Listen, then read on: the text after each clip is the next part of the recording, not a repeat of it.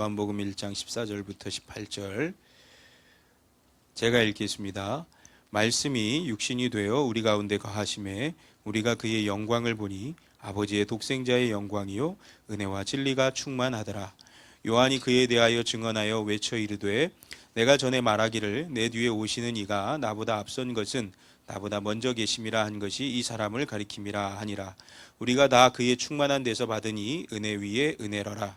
율법은 모세로 말미암아 주어진 것이요 은혜와 진리는 예수 그리스도로 말미암아 온 것이라. 본래 하나님을 본 사람이 없으되 아버지 품속에 있는 독생하신 하나님이 나타내셨느니라. 아멘. 오늘 인간이 되신 하나님이라는 제목으로 말씀을 전하겠습니다. 하와이 하면 정말 아름다운 섬이죠. 그런데 그 아름다운 하와이 군도에 1800년경부터 한센병이 돌기 시작합니다. 이 한센병은 우리에게는 나병, 문둥병으로 더 익숙한, 정말 고치지 못하고 걸리면 너무나 끔찍한 그런 질병이죠.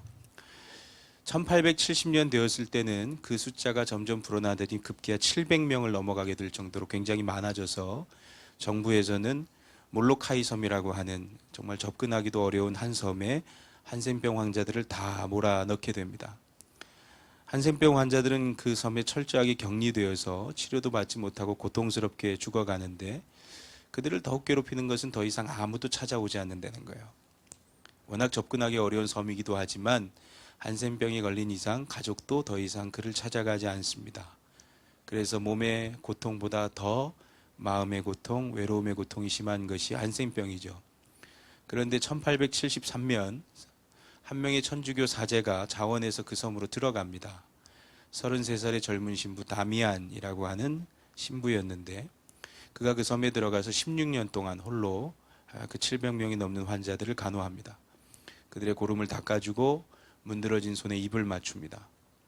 오랜 외로움으로 마음을 닫았던 이 한센병 환자들이 하나둘씩 마음을 열지요.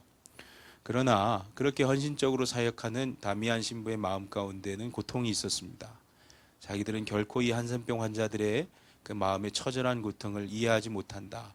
나는 여전히 그들의 형제가 아니다. 그런 자책이 있었습니다. 마침내 그가 하나님 앞에 이렇게 간구했다 그래요. 주님, 저에게도 같은 나병을 허락하셔서 저들의 고통에 동참하게 해 주소서. 정말 할 수만 있다면 자기도 같은 병에 걸려서 그들의 진짜 형제가 되고 싶다. 그런 바람으로 기도를 드렸다는 겁니다. 그리고 그 기도가 응답을 받습니다. 오타베라고 하는 일본 작가가 쓴 몰로카이 나병섬과 그 영웅 다미안 신부라고 하는 책에 쓰인 글인데 1885년 어느 날 밤 다미안은 언제나 못지않게 피로하여 터덜터덜 집으로 돌아왔다. 그날은 일도 일이거니와 피로의 강도가 이전과는 다른 느낌이었다. 목욕을 하면 몸도 기분도 좀 풀리려니 하고 목욕물을 끓였다. 잠깐 실수로 뜨거워진 목욕물을 양말도 신지 않은 발등 위에 쏟았다. 아차 하는 순간 그는 가슴이 덜컥했다. 된 자리에 아픔을 느끼지 못했기 때문이었다. 감각의 상실, 그것은 무엇보다 확실한 나병의 증상이다. 다미안은 너무나 심한 놀라움에 그만 옆으로 몸을 눕히고 말았다. 그리고 흉측하게 일그러진 자기 마지막 순간이 눈앞에 떠오른다. 다미안은 일찍부터 이날이 올 것을 짐작하고 있었다. 그는 똑같은 한센병 환자가 됩니다. 그리고 시간이 흘러서 어느 주일 다미안 신부가 아주 소박하지만 잘 알려진 위대한 설교를 하게 됩니다. 이런 설교입니다. 이곳에 있는 모든 사람들을 그리스도에게 다가가게 하기 위하여 나도 나 환자가 되었습니다. 그래서 설교할 때 나는 교우라고 하는 말 대신 우리 나 환자라고 말합니다. 한센병 환자들의 곁에서 그들의 진정한 형제가 되겠다고 똑같이 나병을 달라고 기도했다고 하는 이 다미안 신부의 사랑에 정말 경의를 표하지 않을 수 없습니다. 엄밀히 말해서 의학적인 치료의 관점에서만 보면 700명이 넘는 환자를 홀로 간호했기 때문에 사실 그들에게 이 다미안 신부의 간호는 늘 부족한 것이었을 가능성이 높죠. 그러나 그가 기꺼이 한센병 환자들의 형제가 되었기 때문에 몸보다 더 고통스러운 그들의 마음이 그로 인하여서 치유를 얻었습니다. 이것이 오늘 말씀의 핵심 포인트 중에 하나인데요. 누군가 낮아지면 그를 통하여서 하나님의 은혜가 임하는 것입니다.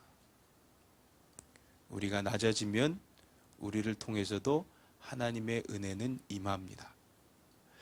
오늘 말씀에서 우리는 인류 역사상 가장 위대한 낮아짐을 보았습니다. 바로 하나님께서 인간이 되신 성육신 사건입니다. 14절을 보니까 이렇게 쓰여 있어요. 말씀이 육신이 되어 우리 가운데 거하심에. 요한이 자기의 복음성에서 예수님 소개할 때 가장 먼저 소개하기를 그는 태초에 천지를 지으신 그 말씀이다, 그렇게 소개했습니다. 그리고 오늘 말씀에 다시 예수님 소개하기를 그는 그 천지를 창조하신 창조주 말씀이 육신이 되신 분이라 그랬습니다. 그러니까 요한의 이 두 가지 소개를 종합하면 예수님 어떤 분인가? 따라합시다. 인간이 되신 창조주 하나님. 이것이 요한이 소개한 예수님입니다. 만약 요한의 이 소개가 진실한 것이라면 정말 단연코 이보다 더한 낮아짐은 찾아볼 수가 없겠죠. 부촌에 살던 자가 빈촌으로 이사가는 그런 수준의 낮아짐이 아닙니다. 심지어 이 다미안 신부와 같이 건강한 사람이 자원해서 한센병 환자가 되는 그런 경이적인 낮아짐도 이 성육신의 낮아짐에는 비할 수 없어요. 결국 다미안 신부도 큰 관점에서 보면 피조물이 좀 더 약한 피조물이 된 것이죠. 그러나 하나님이 인간이 되셨다는 것은 창조주가 피조물이 된 것입니다. 전능자가 한계가 분명하고 약함이 있는 인간이 되었다는 거예요. 도대체 어떻게 이런 낮아짐이 일어나야 했는가? 하나님이 우리에게 은혜 주시기를 원하셨기 때문입니다. 제가 아까 말씀드렸죠. 누군가 낮아질 때 그를 통해서 하나님의 은혜가 임한다. 하물며 하나님 자신이 낮아지신다면 우리가 얼마나 더 큰 은혜를 받겠습니까? 그래야 해서 요한이 오늘 말씀 16절에 말하기를 우리는 모두 그분에게서 넘치는 은총을 받고 또 받았다, 이렇게 썼어요. 은혜 위에 은혜로라. 은혜 위에 은혜로라. 은총을 받고 또 받았다는 거예요. 사랑하는 성도 여러분, 여러분에게 이미 넘치는 은총이 임하고 또 임했습니다. 이것을 믿으십니까? 우리 오늘 말씀을 통하여서 하나님이 인간이 되신 이 성육신 사건을 통해서 저와 여러분에게 어떤 은혜가 임했는지 두 가지 좀 살펴보겠습니다. 첫 번째로요, 하나님이 인간이 되심으로 완전하고 영원한 용서의 길이 열렸습니다. 예수님께서 오시기 전에 하나님 백성이 받았던 가장 큰 선물은 모세를 통해서 주어진 율법이에요. 율법을 받았다는 것, 그것은 수많은 나라와 민족 가운데 하나님 소유가 되었다는 증거입니다. 그 증거로 주신 것이 율법이에요. 출애굽기 19장 5절로 6절, 세계가 다 내게 속하였으니 너희가 내 말을 잘 듣고 내 언약을 지키면 너희는 모든 민족 중에서 내 소유가 되겠고 너희가 내게 대하여 제사장 나라가 되며 거룩한 백성이 되리라. 온 세계가 다 하나님 것인데 그 가운데 하나님의 율법을 잘 지키면 너희는 모든 민족 중에서 특별히 내 백성으로 내가 인정해 주겠다.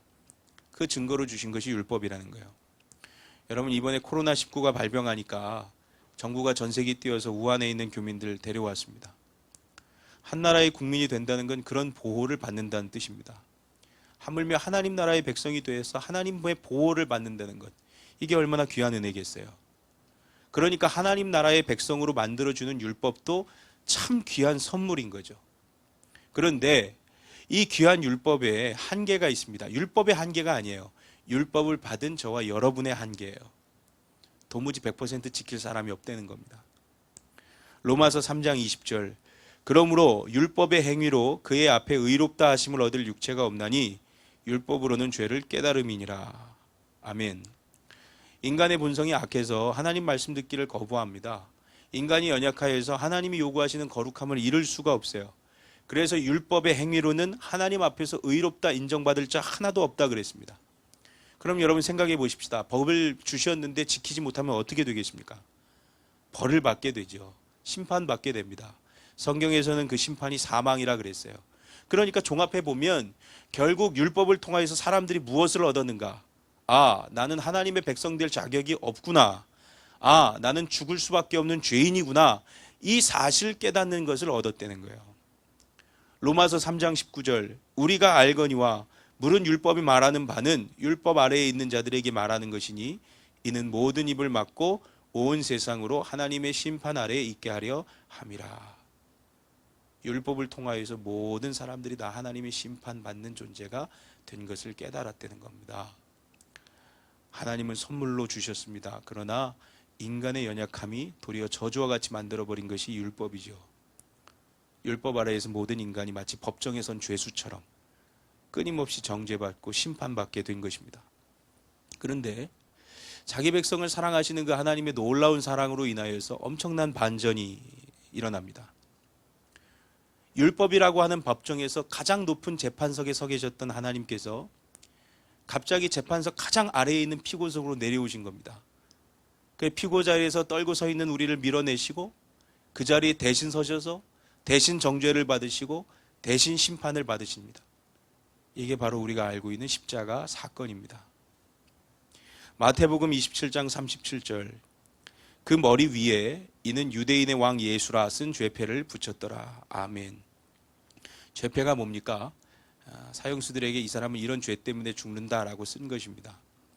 그런데 예수님이 십자가에 달리실 때 죄패를 붙였는데 거기에 유대인의 왕이라 이렇게 썼다는 거예요. 여러분, 유대인의 왕이 죄의 목입니까? 그게 죄명이 됩니까? 아니죠. 예수님께 마땅한 죄명이 없었다는 거예요. 빌라도가 신문하고 헤롯이 철저하게 관찰했지만 도무지 예수님으로부터 죄라고 할 만한 것 찾아내지 못했다는 거예요. 그리하여 적을 죄명을 찾지 못하고 그냥 유대인의 왕 이렇게 쓴 것입니다. 이 말은 예수님은 자기 죄를 죄패에 붙이고 십자가에 돌아가신 분이 아니라는 거예요. 예수님은 자기 죄로 인하여서 십자가에 달리신 것이 아니라는 거예요. 사실 거기에 적혀 있지 않지만 예수님의 십자가의 죄패에 적혀 있는 것은 저와 여러분의 끔찍한 죄악입니다. 우리 죄로 인하여서 우리를 자기 백성 삼으신 유대인의 왕 예수 그리스도께서 대신 십자가에 달려 죽으신 것이죠. 율법이라는 법정에서 심판을 기다리면서 벌벌 떨고 있는 우리를 밀어내시고 대신 피고의 자리에서 정죄받으시고 십자가에 달려서 죄값 치러 주셨다는 거예요. 그로 인해서 놀라운 은혜가 일어납니다. 히브리서 10장 10절, 이 뜻을 따라 예수 그리스도의 몸을 단번에 들이심으로 말미암아 우리가 거룩함을 얻었노라.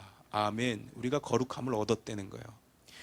히브리서 10장 16절부터 제가 다시 읽겠습니다. 주께서 이르시되 그날 후로는 그들과 맺을 언약이 이것이라 하시고 내 법을 그들의 마음에 두고 그들의 생각에 기록하리라 하신 후에 또 그들의 죄와 그들의 불법을 내가 다시 기억하지 아니하리라 하셨으니, 아까 거룩함을 얻었다 그랬죠. 그러니까 이것은 우리가 거룩해졌다는 것이 아니라 하나님께서 예수님 때문에 그분이 우리 죄값을 치러 주셨기 때문에 우리 죄와 불법을 다시는 기억하지 않는다.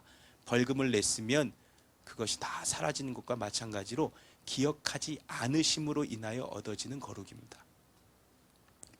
그들의 죄와 그들의 불법을 내가 다시 기억하지 아니하리라 하셨으니 이것들을 사하셨은즉 다시 죄를 위하여 제사 드릴 것이 없느니라. 그러므로 형제들아, 우리가 예수의 피를 힘입어 성소에 들어갈 담력을 얻었나니 그 길은 우리를 위하여 휘장 가운데로 열어놓으신 새로운 살 길이요 휘장은 곧 그의 육체이니라. 아멘. 그날 후로는 이렇게 썼어요. 예수님께서 십자가에서 죽임당하신 그날 후로는 그분이 우리 죄값 치러주셨기 때문에 우리가 더 이상 율법의 정죄 아래서 떨고 있을 이유가 없다는 거예요. 그래야 해서 우리가 성소에 들어갈 담력을 얻었다 그랬습니다. 우리에게 담대함이 임한 거예요. 더 이상 죄인이 아니게 되었기 때문에 담대하게 서 있을 수 있는 것입니다. 행여 죄를 짓게 될지라도 우리 대신 죽으신 예수 그리스도에게 우리 죄를 고하면 그분을 통하여서 언제든지 몇 번이든지 용서를 받게 됐다는 거예요. 그리하여서 새로운 살길, 완전하고 영원한 용서의 길이 열렸다는 것입니다. 유기성 목사님 그 제자훈련 교재 예수님의 사람에 쓰여진 그런 일화입니다. 목사님이 어느 교회 부흥의 인도를 가셨는데 한 권사님이 상담 신청을 하셨대요. 굉장히 어두운 얼굴로 어렵사리 첫 마디를 꺼내시는데 자식을 죽인 어미의 죄도 용서받을 수 있습니까? 이렇게 물으시더랍니다. 이 권사님 17 나이에 시집 왔는데 남편이 곧바로 만주로 징용을 끌려갔습니다. 그래서 임신만 하고 친정으로 돌아간 거예요. 나무 껍질을 벗겨 먹던 그런 가난한 시절인데 이미 친정에는 식구가 9이나 있었습니다. 아무도 권사님 반기지 않는 겁니다. 설상가상으로 아이를 낳아보니까 쌍둥이에요. 친정 식구들이 눈치를 줍니다. 결국 등살에 못 이겨서 이 어린 권사님이 아기 한 명에게 젖을 물리지 않았어요. 권사님이 일생 그 죄책감 짊어지고 사는 거죠. 교회를 다니면 죄를 용서받을까, 열심히 봉사하면 죄를 용서받을까, 교회에서 힘든 일 도맡아 하면서 권사까지 됐는데 죄책감은 사라지지 않는 거예요. 그때 목사님 성경이 말하는 진리를 전했습니다. 자식을 죽인 죄라도 예수님은 용서하실 수 있습니다. 자식을 죽인 어머니라도 예수님은 여전히 사랑하십니다. 권사님 통곡하면서 회개했습니다. 그리고 권사님 완전히 변하셨어요.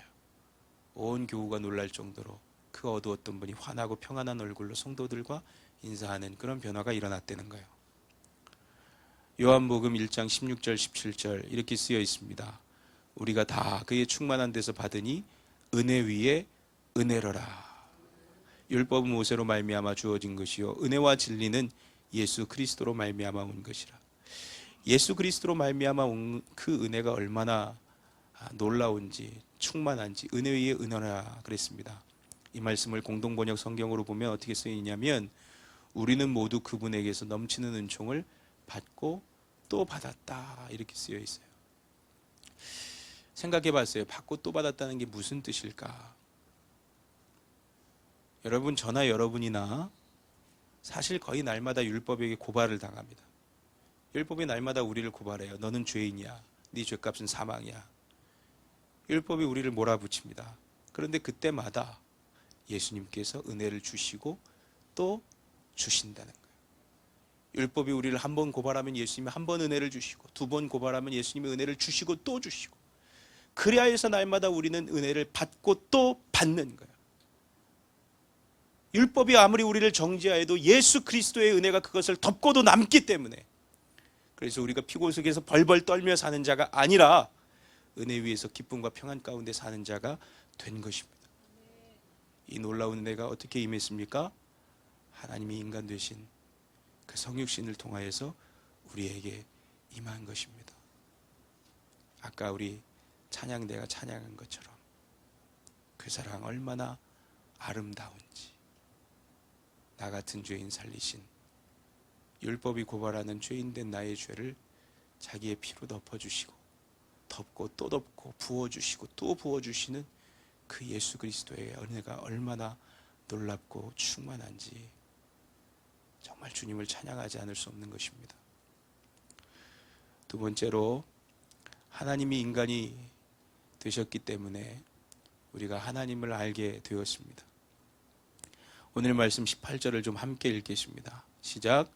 본래 하나님을 본 사람이 없으되 아버지 품속에 있는 독생하신 하나님이 나타내셨느니라. 아멘. 이 말씀에서 가장 중요한 단어는 나타내셨다 하는 동사예요.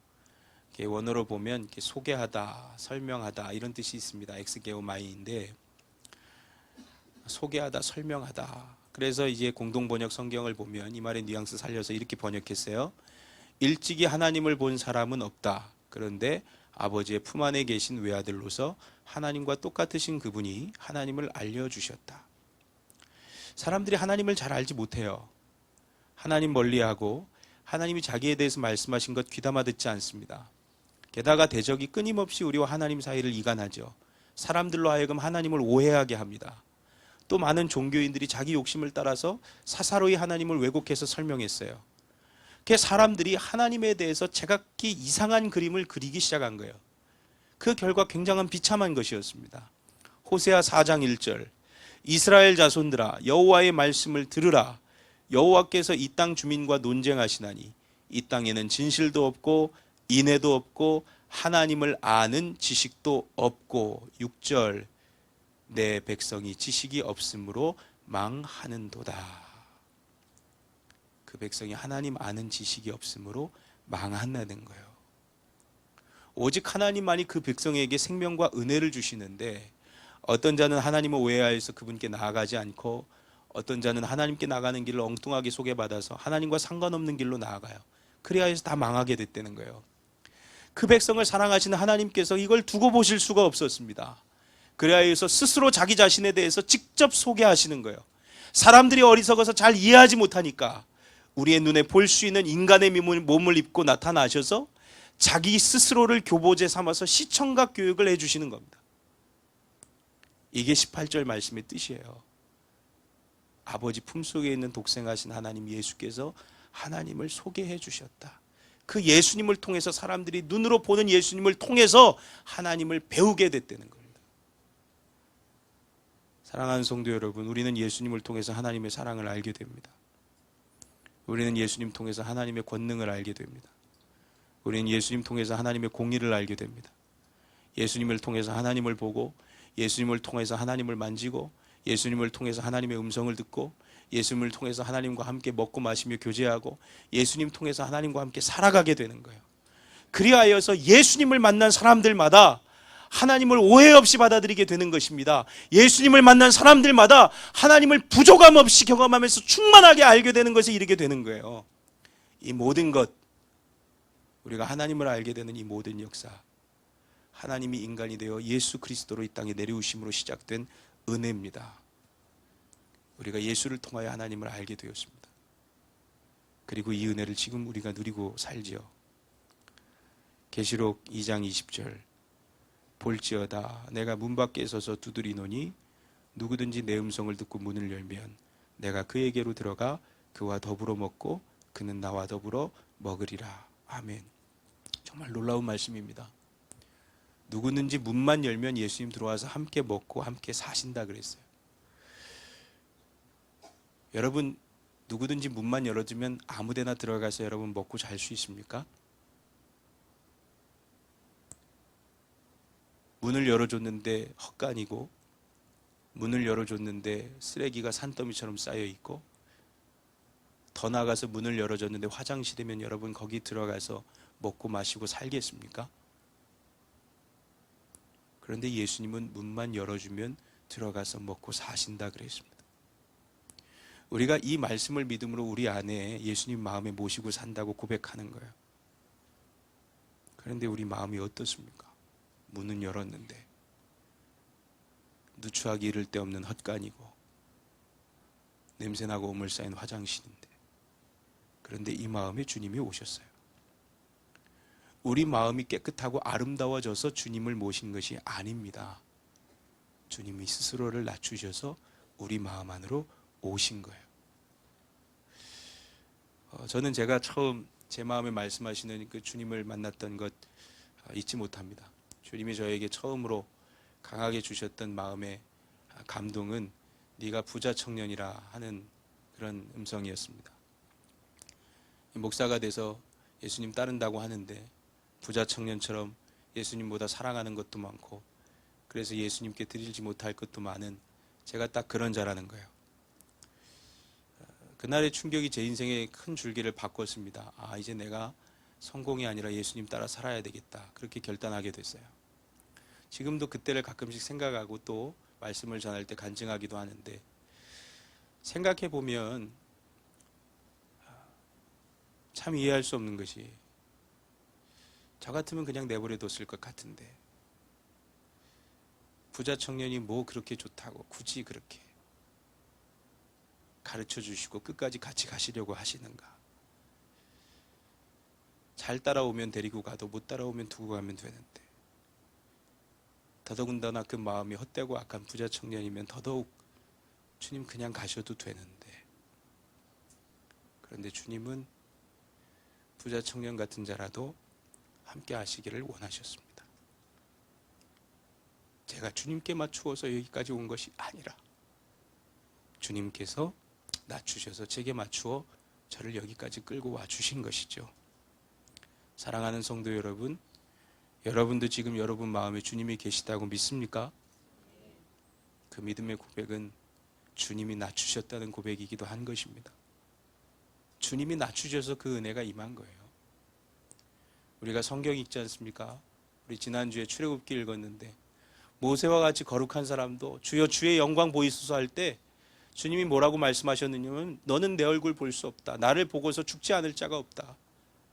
모세 같은 자가 주의 영광을 구했을 때도 나를 보고 죽지 않을 자가 없으니 너는 내 등만 봐라. 주의 영광이 지나가고 난 그 여운과도 같은 그 등만 보았습니다. 이사야같이 뛰어난 선지자도 하나님의 영광을 보였을 때 화로다 나로 망하게 되었구나. 나는 죄인 가운데 살면서 죄악된 백성으로 살면서 만왕의 왕 우리 하나님 보았다, 임금 보았다, 난 죽게 되었다, 그렇게 탄식했습니다. 근데 여러분 마음에 주님을 모시고 두려워하십니까? 도리어 평안과 기쁨이 있잖아요. 우리가 높아져서 주님 모신 게 아니라는 거예요. 주님이 낮아지셔서 우리에게 오신 것입니다.